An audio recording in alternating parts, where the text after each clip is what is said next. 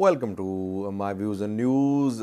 Some new stories for you. Before that, I have three updates for you on some past news stories which I did in recent weeks.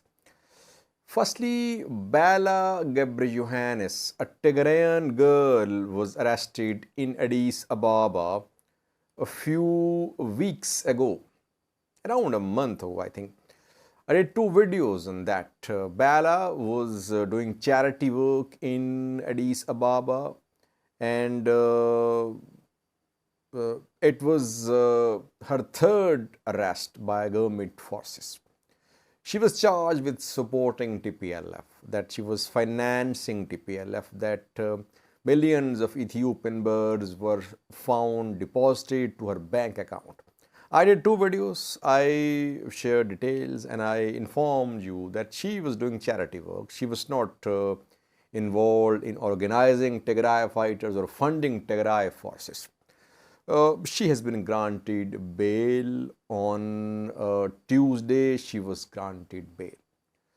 Secondly, Hailu Kabede, Salse Vojene party official, was arrested more than a month ago.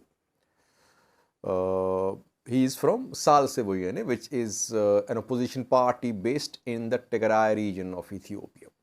He was released as well on Tuesday, a few hours ago. We know that Kibrom Zabib, another Tigray opposition party leader, Betona, was released as well a few days ago. Debre Tabor has not been released so far. For more than a year, he has been in prison. From Erob, he is also a leader of Tigray's opposition party, Tigray Asimba party, I think. He is still in prison. I don't know what crimes have been committed by Debre Tabor that Kibrom released. He remained in prison for around for a few weeks, I think. Then Hailu Kabede as well, for around a month. He remained in prison. Debre Tabor for more than a year in prison, but no release so far. Thirdly, viewers, in July, in Oregon, US, World Athletics Championships were held. Ethiopian, Eritrean athletes participated. I did several videos on that, and I did a video on some Eritrean athletes who went missing in Oregon. Oregon local police also confirmed that Eritrean athletics staff, their coaches, they reported that 5 of their athletes and coaching staff went missing. Several Eritrean viewers said that I shared fake information. We learned that they were interested in seeking asylum. But pro-Eritrean government activists maintain that they actually went from Oregon to another place in the US where some other athletics competitions were due to be held in Colombia. But now it has been confirmed that one of the 5 who went missing has sought asylum in the US. His name is Debre Tabor. You can see his picture on your screen. Debre Tabor has sought asylum in the US. He is one of the 5 who went missing in July, I think July or August this year. 2 other who went missing have sought asylum. So that wasn't a fake news story. It has been confirmed now. Now there's some news stories for you. Firstly, Debre Tabor University, where today clashes erupted between students and security forces.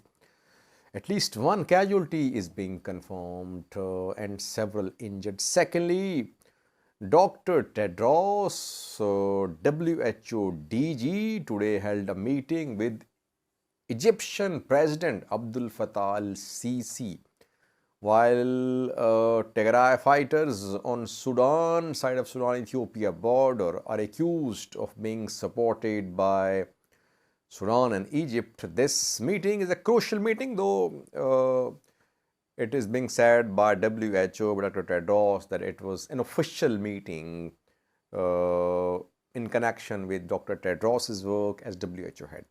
And lastly, viewers, very interesting news stories about Tigray's anti-tank guided missiles. Some pictures are being shared showing Tigray fighters in possession of anti-tank guided missiles. Not the ones which are fired from shoulder. We're not talking about man-pads.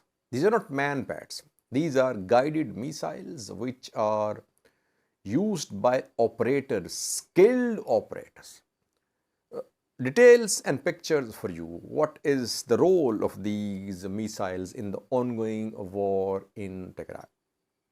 First, it was Debre Tabor University. We know that students are taking 12th grade final exam in Ethiopia. Examination centers were established across Ethiopia on Tuesday. Exams were conducted at Debre Tabor University of the Amhara region. Students boycotted the examination. There was a dispute between students and examiners. Security officials intervened. Some students boycotted the exam, and then clashes erupted between students and security officials, in which at least one casualty is being confirmed. Several students were injured. Debre Marcos mayor is not confirming any casualty. He said that situation was resolved. There was no violence involved, but several sources are confirming that clashes erupted. Some students were injured at Debre Tabor University. One was killed as well. Second was Dr. Tedros, WHO head, is in Egypt, though he says he is there in connection with a WHO conference of the region. But he's been seen with Egyptian Health Minister Khalid Abdul Ghaffar, and today he was seen with Abdul Fattah al-Sisi, Egyptian president. So he is being received with open arms by Egypt. Dr. Tedros is accused by Ethiopian and Eritrean governments that he works for TPLF. That still he is working for TPLF and he is working against Ethiopian and Eritrean governments. He denies. He says that he is working as WHO head. His meeting is crucial. If Egypt is interested in backing Tigray fighters, if Egypt is backing Tigray fighters, this meeting is very crucial. While Tigray fighters are in dire need of weapons on Sudan, side of Sudan-Ethiopia border, from where Tigray fighters tried to make incursions into Volcayet a few weeks ago, but they could not. Reportedly, Tigray fighters are reorganizing themselves on a Sudan, side of Sudan-Ethiopia border. In coming days, we could see another offensive on Volcayet. So this meeting is very crucial. Though obviously we have no reliable information, no one has, about what was discussed between Dr. Tedros and Abdul Fattah al-Sisi, Egyptian president. Last was Tigray fighters are now in possession of anti-tank guided missiles. Confirmed. I reported a few days ago that Tigray fighters acquired anti-tank guided missiles before the start of third round of fighting on the 24th of August.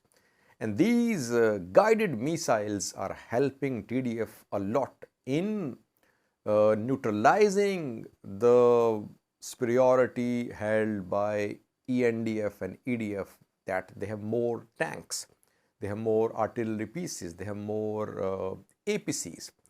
Tanks and APCs can easily be hit by these guided missiles. Have a look at this picture. The picture shows Tigray fighters with anti-tank guided missiles. These are not man-pads. these are guided missiles fired from a launching platform. You need a platform to fire these missiles.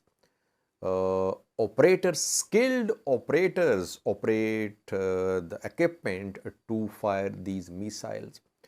These missiles have a range of around 1 kilometer. Effective range, though they can be fired to a target around 2 to 3 kilometers away, but within 1 kilometer area, these missiles can precisely hit targets.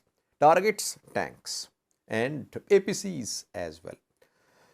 Tigray, these are Russian missiles, Russia made, but they're being used by dozens of countries across the world.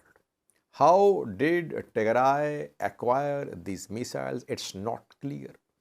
Now, Tigray has not only man-pads, which Cornet and others, which can hit tanks, but Tigray has these guided missiles as well, which are being used very effectively by Tigray fighters against EDF and ENDF. And a few days ago, where they said that 15 tanks had been destroyed by Tigray fighters, tanks of EDF and ENDF. These missiles are the main weapons being used by Tigray fighters to hit EDF and ENDF tanks. These missiles are called Malyutka, Sagger B. How many of these missiles are in the arsenal of Tigray forces? It's not clear, but if they have acquired them, which is now confirmed, it means that they are in possession of hundreds of them, and if they use it effectively, these missiles can play a role in